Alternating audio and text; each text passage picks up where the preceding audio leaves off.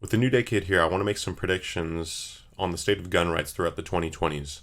With the new popularity in NFA devices, now that they are actually affordable due to inflations, as well as the post-2004 rise in tactical firearms culture, likely caused by veterans coming home, as well as the end of the 1994 assault weapons ban, a sane world would give us the deregulation of suppressors and short-barreled rifles and shotguns at the very least.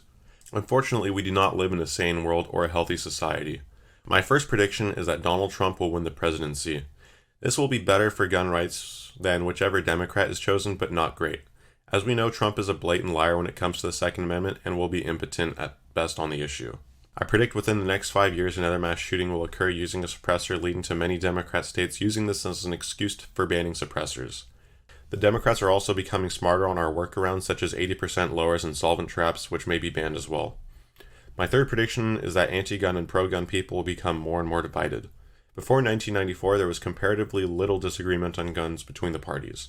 The vast majority of Americans were complete fuds, but on the other hand, Democrats weren't afraid of guns, for the most part.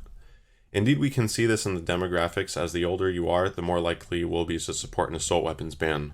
Today, a rising sect of believers in the true intentions of the Second Amendment has risen up. There is no age group more supportive of gun rights than young Americans, likely due to them growing up with video games. Don't let the March for Our Lives propaganda fool you. I was early in college when the march happened. The media hyped it up to be a grassroots movement when in reality kids were just using it as an excuse to get out of class. A walkout is supposed to be powerful because it has consequences. I know of people who are disciplined for actually not participating in the so-called walkout. If you're wondering, I stayed home that day. This being said, half of young Americans still support an assault weapons ban, so it's not all sunshine and rainbows. And of course, the left is becoming more and more insane on the gun issue. Believe it or not, there was a time when a third of Democrat congressmen were supported by the NRA. Today there are 3. My fourth prediction is that a call for the NFA to be repealed will become more popular amongst the right. We are already seeing the rightful shunning of anyone in the gun community who disagrees with this opinion, and I've seen firsthand that gun rights is becoming a more and more important issue for conservatives.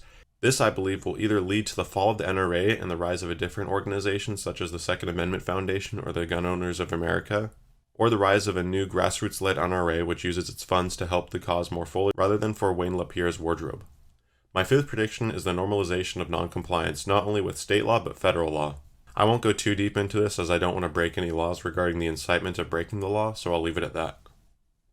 My sixth prediction is that the majority of Republican counties will become Second Amendment sanctuary states by 2030. You heard it here first. I've seen the tides turning on the local level. Remember that 90% of counties in Virginia went this way in a month. While it sounds crazy when you just say it plainly, it really isn't that wild of a prediction that 51% or more of counties will follow this same path. I actually think the real percentage will be much higher, perhaps closer to the percentage that Virginia saw. Prediction 7 is that the federal government will devolve government control in some deep red regions as to avoid civil war. While devolution is likely a new concept to those who are not familiar with the politics of other nations, this is a somewhat common practice for nations such as India or Russia, which control many different isolated regions with highly differing norms and customs. Russia's region of Chechnya recently gained autonomy after decades of fighting, for example. While those in power do not want to allow us to control our own areas and lose their power over us, if they are stared in the face by the prospect of a national uprising that they cannot win, they will be forced to succumb. This leads into my 8th prediction, which is that there will be an emergence of a new militia movement. Tactical gun culture is only getting more and more popular and ever the less mall copish.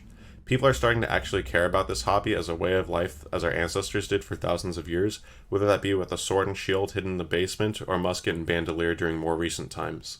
People are working out, people are training, people are taking classes.